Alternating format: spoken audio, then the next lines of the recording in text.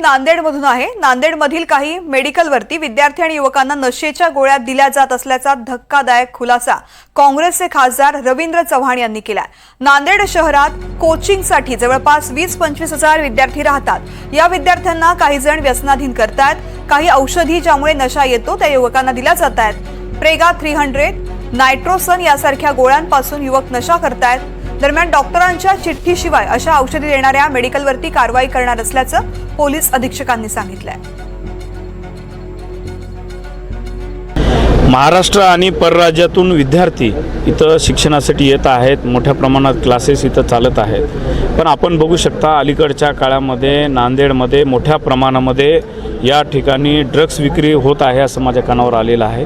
आणि त्या अनुषंगाने मी आज जिल्हा नियोजन समिती पुढे हा विषय मांडलेला आहे। माननीय पालकमंत्री महोदय यांनाही मांडलेला आहे। तर जे FDIचे अधिकारी आहेत त्यांना पालकमंत्री महोदयांनी निर्देशही दिले।